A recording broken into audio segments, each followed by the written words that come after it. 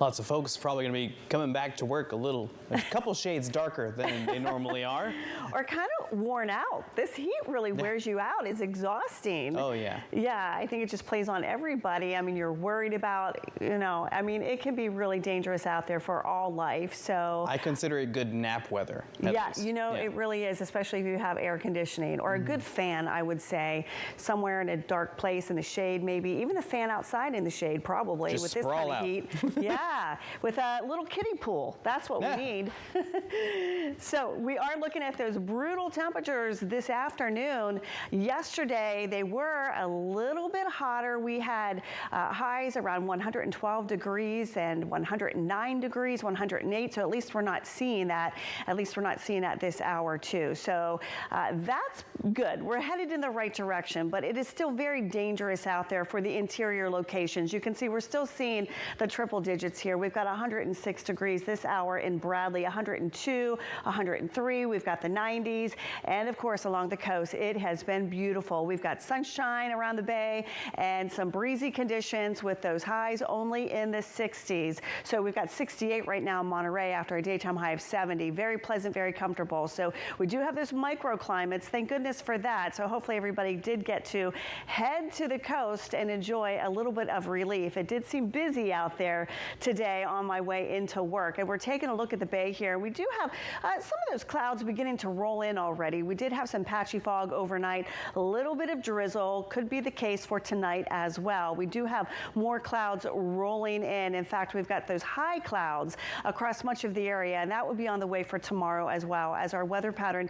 does begin to shift, and it should bring some relief. However, still interior, we're still looking at some very hot numbers. So really don't let your guard down until we at least get into Tuesday and Wednesday. But you can see that heat warning, excessive heat warning, still in effect till 11 o'clock tonight. And you can see everybody shaded in pink, much of the state of California. And we've got a heat advisory too for the valleys continuing with those temperatures still climbing in the 90s. So looking ahead, we do have a gradual cool down because it will be slight, but at least it will be cooling off a little bit here with the inland areas. Cool and breezy. It's going to stay that way at the coast, and we still have the elevated fire risk because of all the hot and dry conditions we've been dealing with.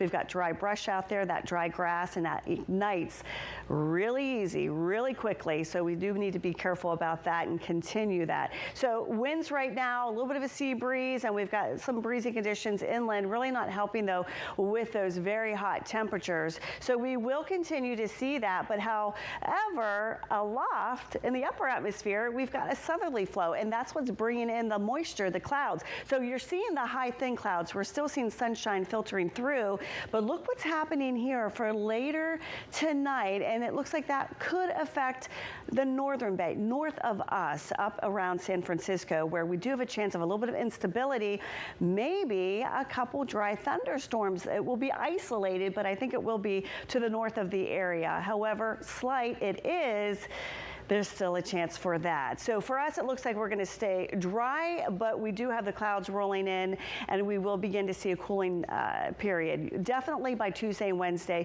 you will notice that difference. Even along the coast, it looks like we're going to cool off into the low 60s. Inland, you're going to see more of the 90s instead of the triple digits. So we're looking good as far as the sky conditions go. We're still going to see some dry conditions, some sunshine, and we should have a breeze as well with those temperatures slowly falling. Here's a look at your forecast then for tonight. We're looking at those overnight lows. We're going to be in the mid to the upper 50s, even to the mid 60s here for Summit area overnight. And those temperatures looking a little bit better here. We're not seeing the 90s. We're in the mid to the upper 80s, even the 70s, and 68 for Davenport along the coast. East of the bay, we're looking pretty decent here too. We're looking at 92 for Morgan Hill, but the 80s for everybody else. And we're looking at 67 for Castroville after a morning low of 57. Marina 66, and again, Salinas 74. Around the peninsula, nice. It's going to stay that way in the low to the mid 60s here with overnight lows staying in the mid to the upper 50s. And then as we head inland, this is where we'll see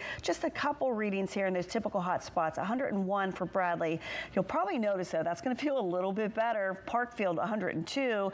And then we've got the 80s for Soledad and Gonzales, Carmel Valley. The Pinnacles 99, King City 93. So a little bit better there. And even for the San Antonio Valley, where the reading there today, 104 degrees. degrees. You'll be in the 90s tomorrow. So across the coast, pretty much more of the same. Not a whole lot of change here with those temperatures. Very comfortable, very pleasant in the low to the mid 60s. We do have a slight warm up as we get to the end of the week, and that does include the inland areas too. So we get a little brief cool down, and then it looks like we're going to trend upwards again as we get into next weekend. And of course, we're going to have to watch for that heat risk and also that fire risk as well. Thanks so much, Lisa.